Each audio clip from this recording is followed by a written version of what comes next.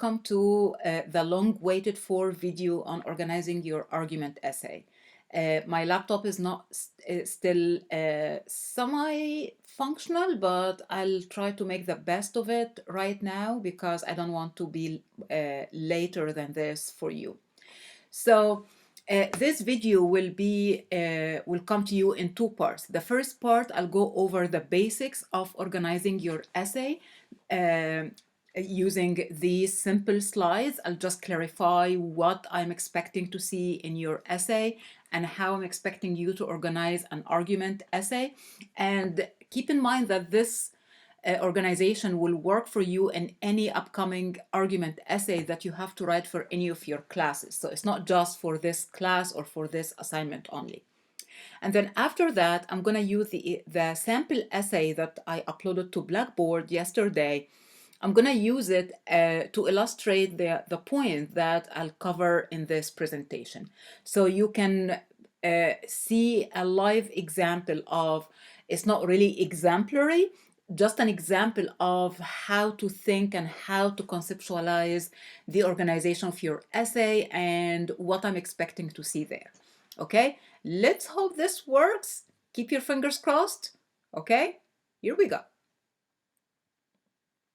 Yay. Okay, so the first thing usually in any essay is the introduction. For the introduction and argument essay, I expect to see some introduction to your topic. What are you talking about? Just introduce the topic to your reader so you don't start right away with the problem or that there is something wrong or the proposal or anything. Just talk about a background information, something very basic about your topic. Okay, so talk about your, for example, college life, the cost of college life, admission to college, and things like that, whatever your topic is. Give some background information, how long this has been a practice, how long this has been a problem. A personal experience you had that led you to consider this topic, for example, for your essay. And then after that, you will end your introduction with your position in the thesis statement, okay? We discussed thesis statement in Unit 2, and some of you already included thesis statements in their proposals. Some were good, some were broad, some were short. So just think of how you're gonna articulate your position, your argument. This is your thesis statement, as simple as that. Okay, and we agreed in Unit 2 that a thesis statement should be concise, shouldn't be any longer than 2 sentences, should be very clear, and shouldn't be so broad. And for our argument essay, it should be debatable. Somebody can come and say, hey, I disagree with this, or I don't think this is right. Okay, if every single person who's going to read your paper, who's going to read your thesis statement says, oh, that's right, then that's not debatable. That's not a good thesis statement. And then after that, you will have the paragraphs with your claims and support. Please, please, please, please, don't think of the 5-paragraph essay model that I'll have an introduction, 3 paragraphs, and then the conclusion. I don't want you to forget about this altogether while writing this essay. I want you to think of like, how many claims do you have? How much support do you have for each claim? Do I need more than 1 paragraph to discuss each claim? Did I find more sources that I'd like to have maybe like 2 paragraphs on the same idea, but maybe in from 2 different angles or whatever? Don't think about 5-paragraph essays. This is the first thing. The second thing, please think logically when you start organizing your paragraphs. Which one you think, always think of your reader. Remember, your audience. Which paragraph should come first? Which paragraph includes more basic information and more foundational information that your reader needs to know before moving on with your essay? So always think like this. If you think like, you know what, maybe the reader needs to know first that college is really expensive because of XYZ. So college is expensive because we have to spend money on a board and room, on books, on tuition, on health insurance, on transportation, on whatnot, and then start talking about why everything is becoming so expensive when it comes to college tuition and the cost of attending college.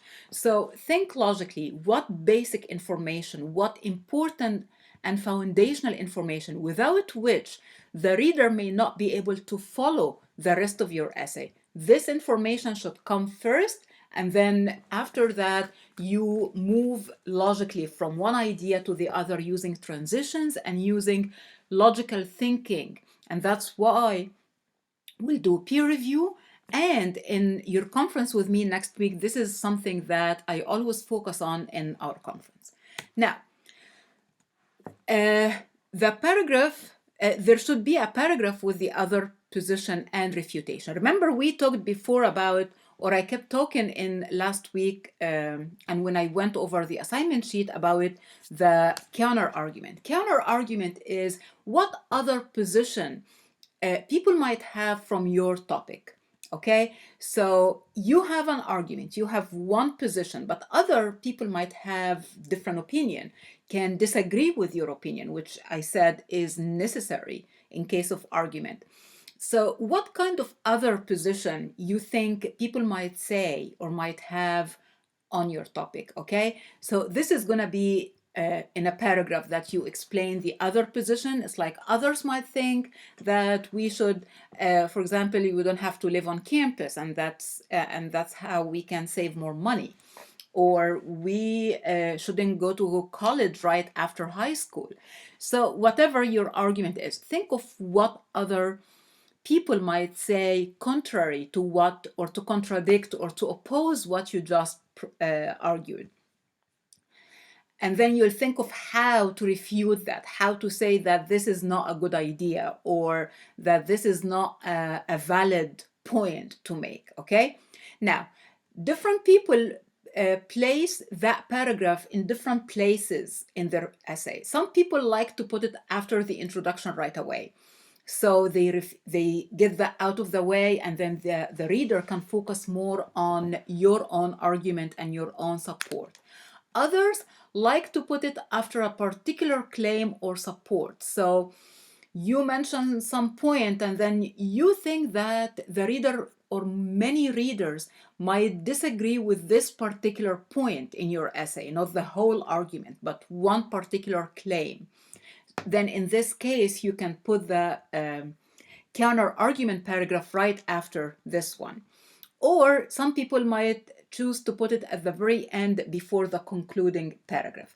It's totally up to you, and it depends on what kind of counter argument you have and how you're going to refute that.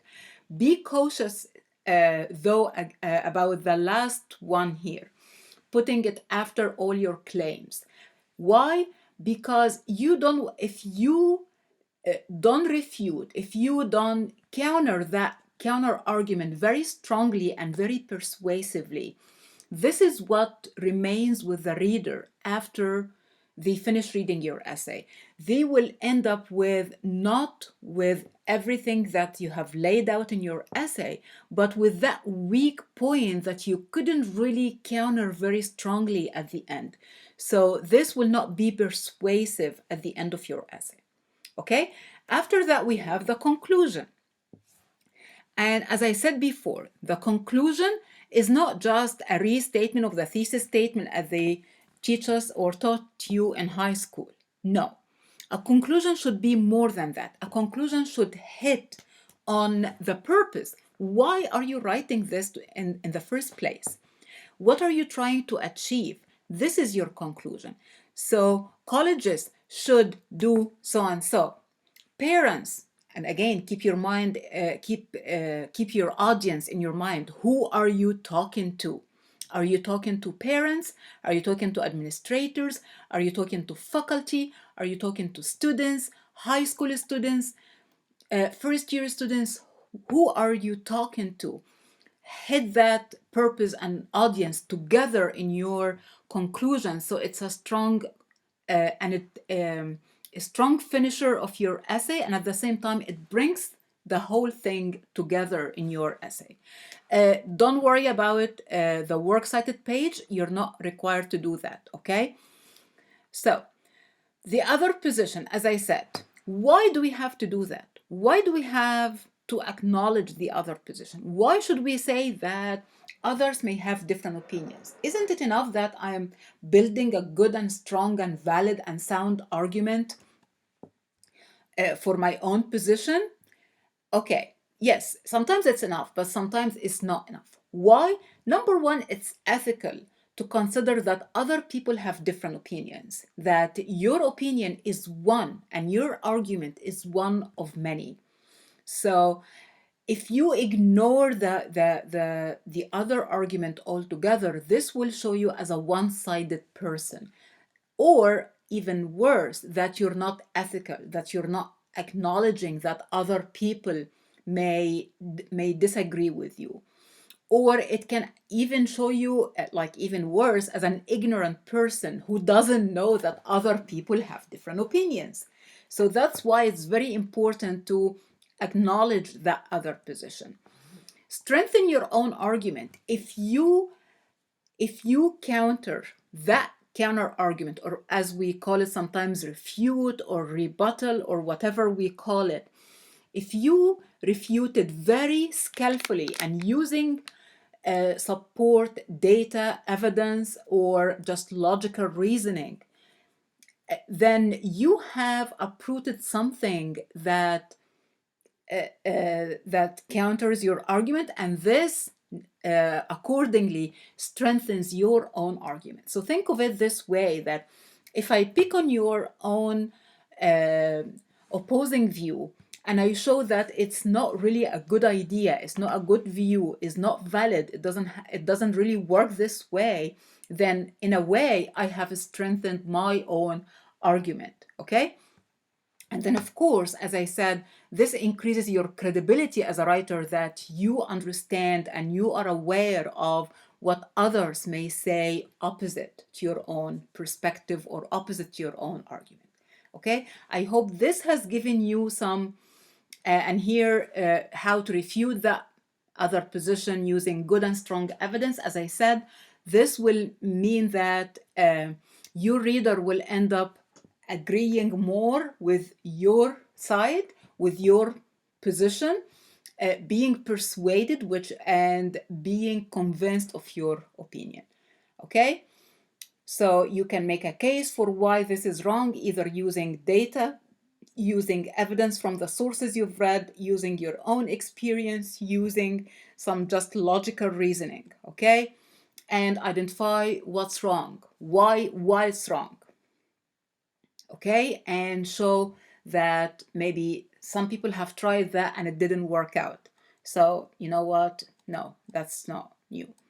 Okay, and then circle back to your own argument and say, oh, and this means that my argument is actually really good.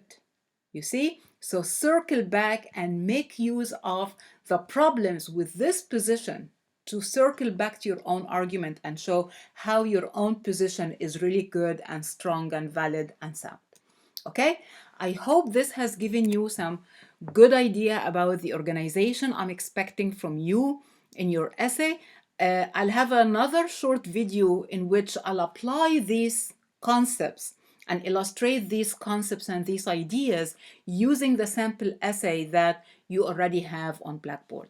See you in the other one, and please let me know if you have any questions, post them on Slack and I'll be happy to answer them. See you there.